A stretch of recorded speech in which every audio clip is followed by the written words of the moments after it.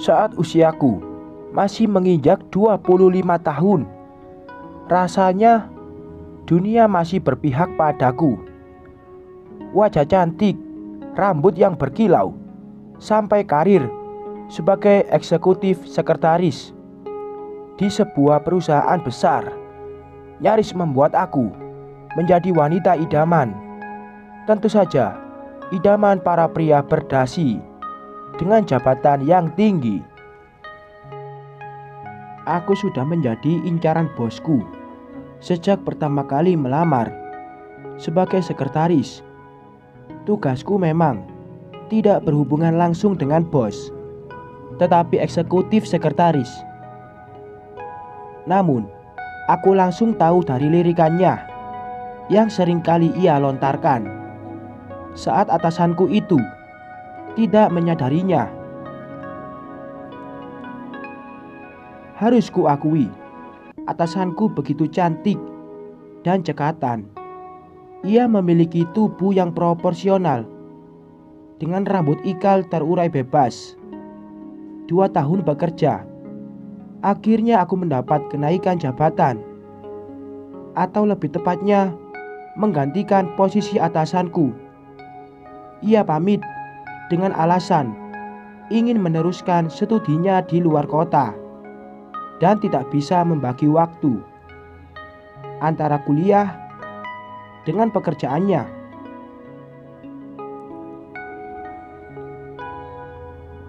Di saat yang sama, aku ditarik untuk menggantikan posisinya.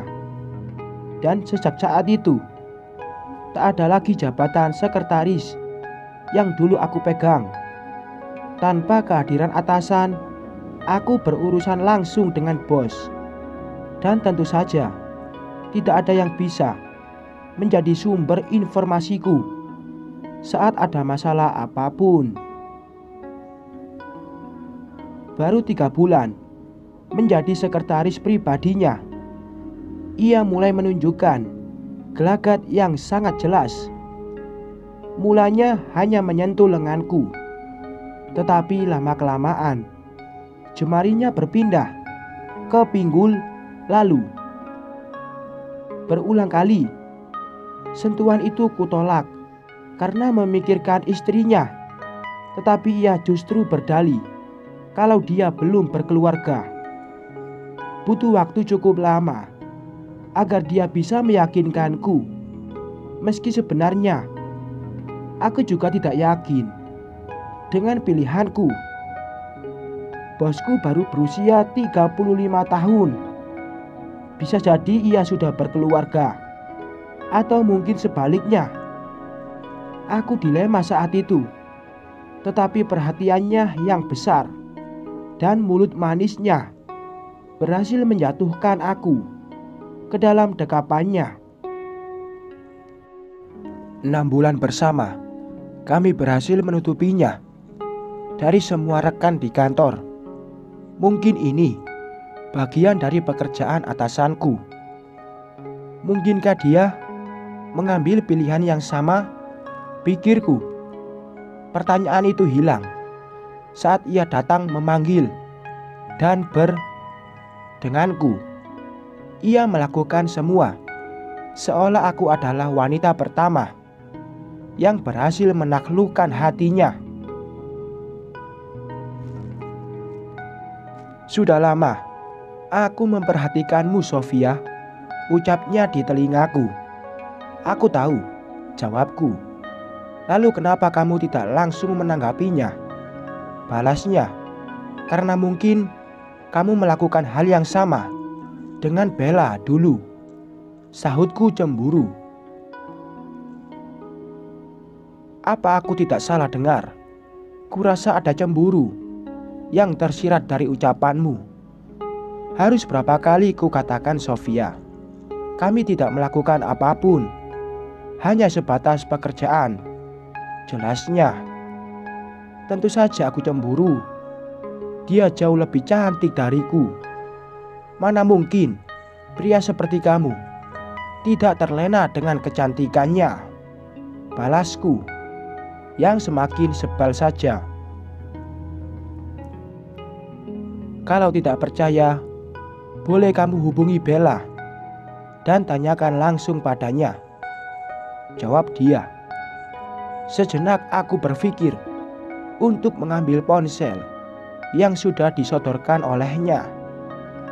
Tetapi sisi hatiku yang lain berteriak, jangan, karena artinya aku membuka identitas kami di depan publik. Aku tidak ingin itu terjadi. Aku ingin semua orang terkejut saat melihat undangan kami nanti. Tidak, terima kasih, tolakku yang langsung memunggunginya. Kalau begitu, apa itu artinya? Kamu percaya padaku? Tanyanya. Bisa iya, tapi bisa juga tidak. Kita lihat saja nanti, jawabku. Dia hanya terkekeh dan menghujaniku dengan ribuan di wajah lalu sekujur badanku. Aku mencintaimu, ucapnya. Setelah pertempuran terakhir kami, aku mencintaimu juga, sahutku dengan senyuman nakal. Besok, apa kita bisa ketemu di restoran? Seperti biasa, tanyanya. Aku akan ada di sana jam 7 malam. Jangan terlambat, tambahku sambil mencubit hidungnya. Paginya dia pergi lebih dulu. Sudah biasa kami seperti itu, hanya untuk menghindari kecurigaan orang terhadap hubungan kami. Di kantor, semua berjalan seperti biasa. Hingga pada jam pulang, aku pergi keluar lebih dulu dengan mengirimkan pesan sebagai tanda pamit dengannya. Aku harus berdandan cantik sebelum makan malam dimulai, ucapku dalam hati. Itu adalah satu-satunya alasan untuk aku pulang lebih dulu dan menyambutnya di restoran nanti. Dia menepati janji untuk tidak terlambat, dan setelah makan malam, ia lalu mengajakku ke rumahnya. Setelah sekian lama, baru ini kamu mengajakku ke rumahmu, ucapku. Lalu tanyanya. Tentu saja, aku tidak akan menolaknya, jawabku dengan nada girang. Aku masuk ke sisi samping mobilnya. Ia tidak pernah dengan supir saat pergi denganku. Katanya kehadiran dia hanya membuat suasana tidak nyaman. Memang benar sih, aku jadi tidak leluasa untuk dengan kekasih yang sekaligus bosku ini. Sesampainya di rumah dia, aku disuguhkan minuman dan camilan manis kesukaanku. Sepertinya dia memang sudah berniat untuk mengajakku ke sini, pikirku. Lalu kami mengobrol di ruang TV dengan lampu yang redup, diiringi musik klasik romantis, pikirku.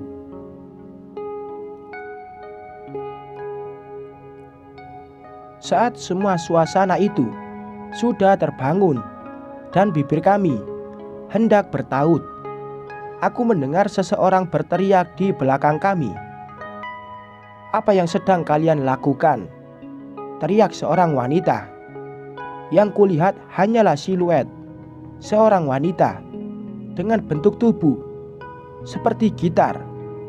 Ia mengenakan gaun ketat di atas lutut dengan rambut ikal panjangnya yang terurai dengan santai.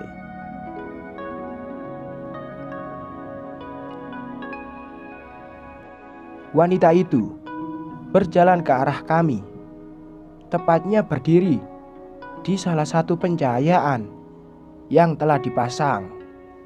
Barulah aku melihat wajah cantiknya, hidung mancung, bibir sensual, mata yang mempesona. dan rambut ikal coklatnya. Aku tidak melakukan apapun sayang, sahut bosku. Seketika mataku melotot ke arahnya karena tidak menyangka kalau dia sudah membohongiku selama ini. Kamu bilang kamu tidak punya pasangan. Dasar bajingan, teriakku sambil menampar wajahnya keras-keras. Wanita itu yang semula melotot ke arahku kini melempar pandangan pada suaminya. Aku berdiri, merapikan baju, lalu pergi dari rumah itu tanpa pamit. Tak peduli apa yang terjadi setelahnya. Tetapi di hari yang sama, aku mengirimkan surat pengunduran diri ke perusahaannya. Meski merasa terkhianati, tapi aku masih punya harga diri yang tidak ingin diinjak oleh siapapun. 2 minggu kemudian, aku mulai merasakan sakit yang luar biasa pada tubuhku. Seolah imun tubuhku menurun secara drastis. Aku pergi ke dokter dan mendapat kabar yang sangat mengejutkan. Selamat, sebentar lagi kamu akan menjadi seorang ibu. Ini pasti berita yang sangat ditunggu-tunggu oleh ayahnya, ucap seorang dokter wanita di hadapanku. Tidak, aku tidak menginginkan bayi ini. Tidak bisakah kamu mengeluarkannya dariku? Tanyaku dengan air mata yang sudah membendung di pelupuk mataku. Maaf, usia kandungannya sudah tidak bisa memungkinkan untuk dikeluarkan. Itu akan sangat beresiko tinggi untukmu, jawabnya. Dengkulku lemas, perasaanku benar-benar sangat berkecamuk. Saat keluar dari ruangan itu, apa yang harus kulakukan? Pikirku, apakah dia harus tahu? Tanyaku dalam hati. 3 hari memantapkan diri. Akhirnya aku pun pergi menemui ayah dari bayi yang ada di dalam kandunganku. Aku hamil, ucapku saat dia sudah berada di hadapanku. Semula ia datang dengan senyuman, tetapi seketika wajahnya berubah menjadi sangat dingin. Itu urusanmu. Aku sudah berkeluarga. Kamu tahu itu, jawabnya. Kamu memang benar-benar lelaki bajingan, sahutku. Seharusnya kamu tahu sejak awal. Kamu saja yang terlalu naif, Sofia, timpalnya. Aku hanya menaikkan salah satu sudut bibirku, kemudian berdiri meninggalkannya begitu saja. Dengan wajah kemenangan. Sepulang dari menemuinya, aku memutuskan untuk berkemas dan pergi ke kota yang berbeda. Aku membangun kembali hidupku dari awal bersama calon bayi yang berada dalam kandunganku. Kita akan melewati ini bersama, ucapku sambil mengelus perut besarku. 3 tahun aku harus benar-benar berjuang menghidupi diriku dan juga anakku. Hampir semua pekerjaan rasanya sudah kuambil demi mendapat penghasilan tambahan. Setelah anakku lahir, barulah aku diterima di sebuah hotel dan mendapat pekerjaan yang cukup nyaman. Saat itulah aku bertemu dengan Dylan, manajerku. Dia terlihat begitu perhatian bahkan tidak keberatan jika berkencan denganku yang sudah memiliki seorang anak.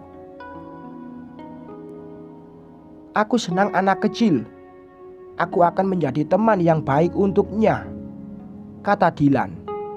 Dan kemudian ia mulai menjadi tamu tetap yang datang ke rumahku. Aku tak menyangka kalau mereka akan akrab dalam waktu yang cukup singkat. Sudah ku bilang kalau aku sangat menyukai anak kecil, ucap Dylan dengan bangganya. Hatiku terasa hangat saat melihat kebersamaan mereka. Seolah memiliki harap Dylan akan menjadi ayah yang baik untuk anakku. Setelah sekian lama, akhirnya anakku akan memiliki sosok ayah, pikirku. Kebahagiaanku semakin memuncak ketika Dylan mengajak aku untuk bertemu dengan orang tuanya. Sudah hampir 1 tahun kita bersama. Apakah kamu mau bertemu dengan orang tuaku? Tanyanya. Oh, tentu saja. Aku dengan senang hati bertemu mereka, jawabku. Maka Dylan merancang pertemuan penting itu dengan sangat rapi dan tentu saja bahagia. Anakku kutitipkan pada seorang tetangga yang memang terbiasa menjaganya saat aku bekerja. Sepanjang jalan, hatiku berdegup sangat kencang. Sepertinya ini bukan ide yang bagus, ucapku dalam hati. Tetapi aku berusaha terlihat setenang mungkin karena tidak ingin Dylan merasa kecewa. Sesampainya di restoran, aku berdiri di depan sepasang suami istri parubaya yang rapi di dalam pakaiannya. Aku dan mereka sama terkejutnya. Jadi kamu anak bajingan ini? Teriakku dengan sangat kencang. Apa maksudmu? Tanya Dylan. Dia pelakunya, Dylan. Dia yang menipu dan menelantarkan anakku, teriakku yang membuat semua mata tertuju ke arah kami. Terlihat jelas kalau orang tua Dylan mulai merasa malu. Wajah mereka memerah dan tidak bisa membalas perkataanku. Apa itu benar? Tanya Dylan kepada ayah dan ibunya. Ada hening yang cukup lama di sana, sampai ibunya pun membuka suara. Dulu, saat aku akan pergi keluar kota dan ternyata pesawatnya ditunda karena cuaca buruk, aku memergoki ayahmu akan dengannya. Sebenarnya aku sudah curiga, tetapi aku tidak sempat menemukan bukti karena terlalu sibuk dengan pekerjaanku. Tapi aku tidak tahu kalau dia sudah hamil. Kupikir wanita itu yang salah, tetapi ternyata ayahmu yang bersalah karena dia sudah berselingkuh lebih dari 5 kali. Jelas ibunya. Aku hanya terdiam sambil diam-diam memandangi wajah Dylan yang sudah memerah. Lalu kenapa kalian masih bersama? Tanya Dylan. Kami bersama hanya karena urusan bisnis. Sudah tidak ada cinta di antara kami sejak aku mengetahui itu semua. Dan aku tidak ingin kamu mengetahuinya, Dylan, jawab wanita tua itu. Dylan terlihat sangat marah. Ibunya terlihat sedih. Sedangkan si pria bajingan hanya bisa menutup mulutnya rapat-rapat.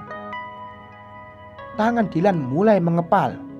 Aku tahu Ia sudah membenci ayahnya, tetapi aku hanya diam, berusaha tidak ikut campur dalam urusan masalah keluarga mereka. Kamu benar, Sofia. Dia memang pria bajingan, ucap Dylan, yang kemudian melayangkan tinjunya ke arah ayahnya. Seketika pria tua itu tersungkur sambil memegang pipinya. Ia tidak menyangka putranya akan melakukan itu padanya. Kamu anak tidak tahu diri. Aku sudah memberikan hampir semua perusahaanku padamu, dan ini caramu membalasku? Teriaknya. Ia membuka mulut hanya untuk membahas masalah harta, bukan perasaan anak laki-lakinya. Kamu benar-benar keterlaluan. Aku akan membawa masalah ini ke pengadilan, balas wanita tua itu. Seketika kami dikerumuni oleh banyak orang dan petugas keamanan. Aku melihat wanita tua itu menghubungi seseorang yang kutebak adalah pengacaranya. Dylan lalu menarikku keluar dari restoran itu. Di saat ayahnya sedang berteriak memaki-maki dirinya. Ia mengemudikan mobil dengan sangat cepat tanpa berbicara sedikit pun. Air matanya mulai menetes. Mulanya satu, namun lama-lama seperti air hujan yang tak habis mengeluarkan air. Beberapa kali ia berteriak sambil memukul kemudi mobil. Aku hanya diam sambil sesekali melihat ke arahnya. Biarkan dia mengeluarkan semua emosinya, ucapku dalam hati. Berusaha menenangkan diri. Beberapa kali mobil Dylan hampir menabrak sesuatu, tetapi langsung sadar kalau ia sedang membawaku. Sesampainya di rumah, aku menahan Dylan yang akan kembali ke apartemennya. Di sini dulu, kamu harus tenangkan diri sampai benar-benar bisa pulang, ucapku padanya. Dylan pun menurut. Ia ikut turun dan bertemu dengan anakku.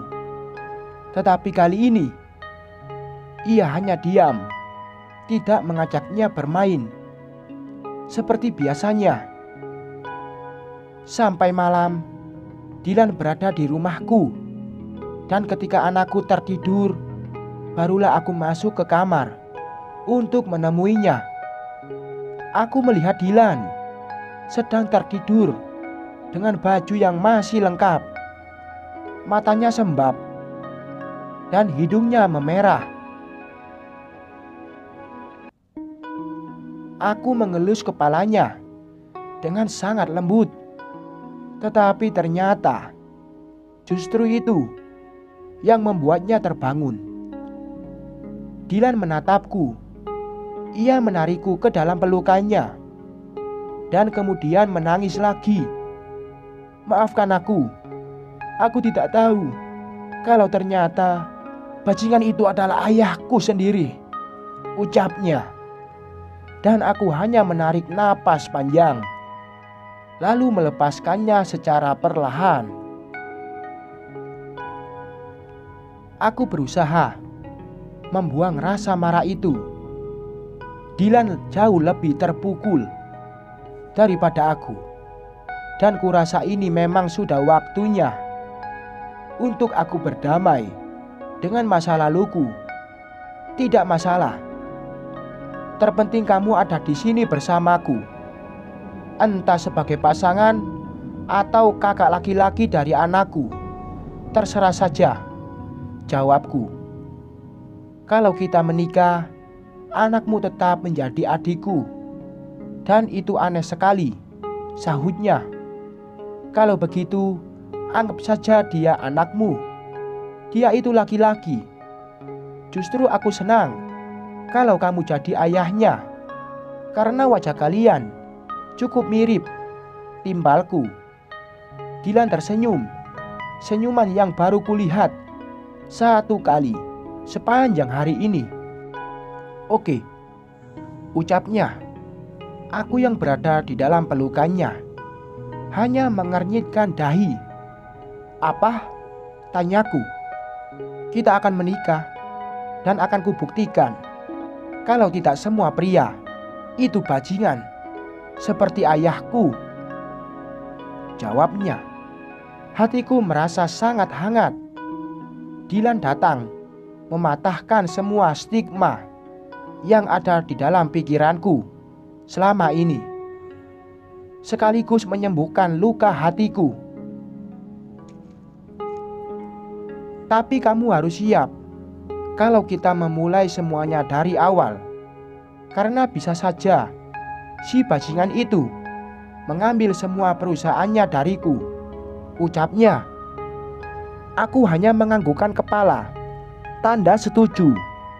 Dan sejak malam itu, Dilan tidak pernah kembali lagi ke apartemennya.